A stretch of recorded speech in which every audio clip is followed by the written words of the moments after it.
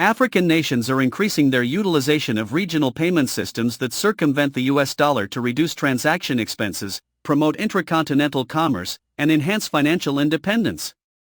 This transition occurs amid intensified global scrutiny and political pressure, with US President Donald Trump issuing explicit warnings against de-dollarization, further politicizing what numerous African leaders assert is an economic imperative.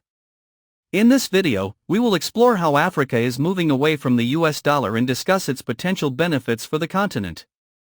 The initiative is spearheaded by the Pan-African Payments and Settlements System, PAPSS, which allows enterprises in various African countries to conduct trade in local currencies instead of relying on the US dollar.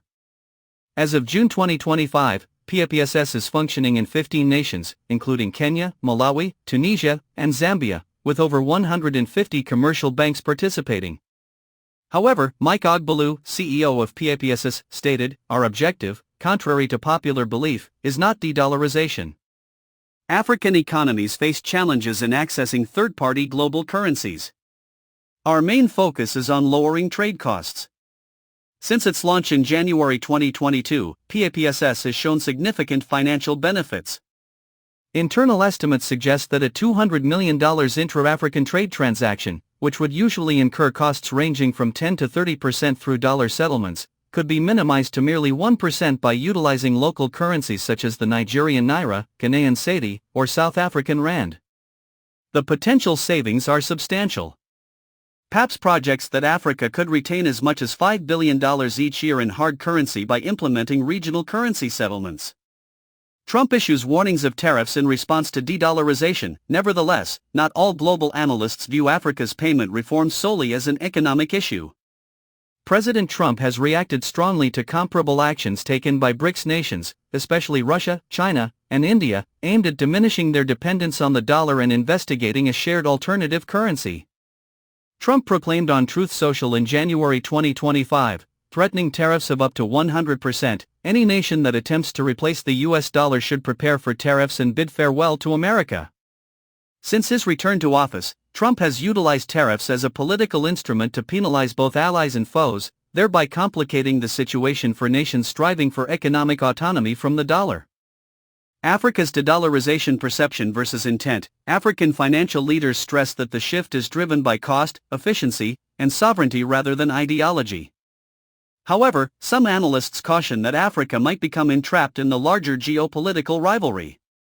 Professor Daniel McDowell from Syracuse University stated, "The perception is likely to be that this is about geopolitics. Even if Africa's motivations are practical, they could be misinterpreted as a political stance against the US. Nevertheless, as trade expenses escalate and currency risks increase, African nations seem resolute in advancing domestic financial systems that provide enhanced resilience and autonomy, even if this entails confronting geopolitical challenges." Trade costs and continental integration. Currently, 84% of Africa's trade occurs with nations outside the continent, a statistic partially attributed to elevated transaction costs, inadequate infrastructure, and inflexible financial systems. The UN Trade and Development Agency estimates that trade within Africa is 50% more costly than the global average. Professor Daniel McDowell from Syracuse University stated, "The current financial network, which is predominantly dollar-based, has effectively become less efficient for Africa and more expensive." In a notable policy initiative, South Africa, as the G20 president for 2025, has elevated the issue of local currency transactions to an international platform. At a finance ministers' summit held in Cape Town in February, Lesetja Kganyago, the governor of the South African Reserve Bank, emphasized, "Some of the most costly corridors for cross-border payments are indeed located on the African continent. For us to operate effectively as a continent, it is crucial that we begin trading and settling in our own currencies." South Africa has planned follow-up sessions for the upcoming G20 meeting in July, intending to institutionalize this transition. In support of these initiatives, the International Finance Corporation, a private sector division of the World Bank, has initiated the issuance of loans in African currencies. This strategy aims to protect borrowers from the fluctuations associated with dollar-denominated debt. Ethiopia's Tafra, IFC Vice President for Africa, stated, "When they are not earning hard currency, a loan in hard currency creates a burden that hinders their chances of success." How is Africa accelerating the de-dollarization process? In addition to payment infrastructure such as PAPSS, several African countries are adopting currency swap agreements and bilateral trade deals with non-Western powers, particularly China, Russia, and India. These agreements often facilitate trade settlements in local currencies or alternative international currencies like the Chinese yuan. For instance, countries such as Nigeria and South Africa have engaged in talks to expand yuan-denominated trade, thus bypassing the dollar. Such efforts are part of a broader shift toward diversification of trade and reserve portfolios, aimed at mitigating the risks associated with dollar volatility and U.S. monetary policy decisions. Furthermore, macroeconomic reforms are reinforcing this trend.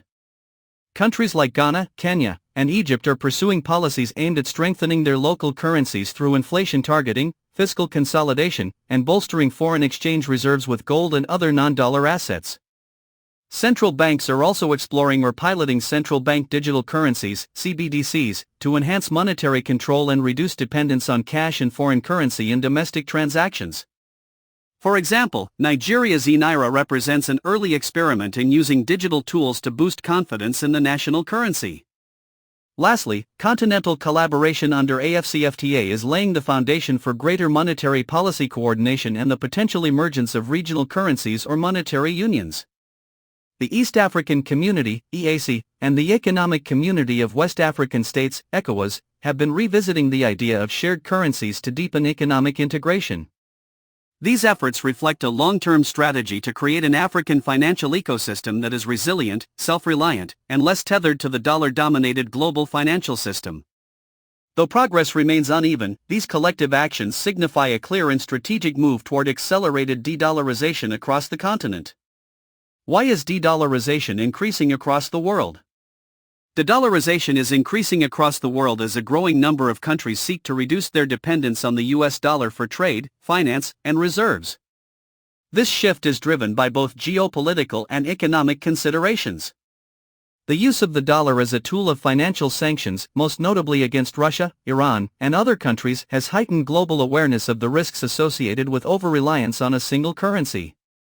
In response, affected nations and their allies are actively seeking alternatives to conduct international transactions, diversify reserve holdings, and protect themselves from U.S. monetary policy decisions and geopolitical pressure.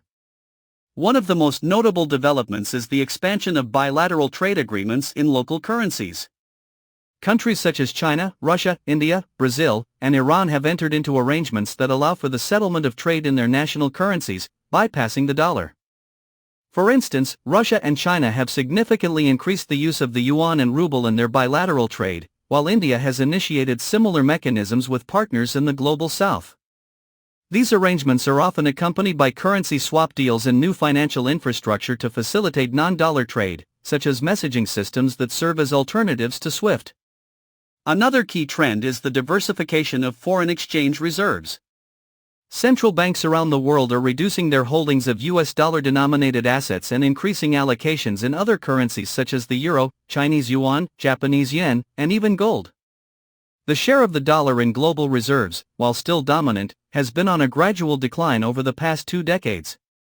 This is reflective of broader changes in the global economy, where emerging markets now account for a larger share of global trade and GDP, thus driving demand for a more multipolar currency system.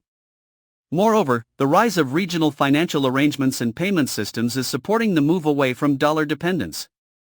In Asia, systems like China's cross-border interbank payment system, CIPS, offer alternatives to SWIFT and facilitate yuan-denominated transactions.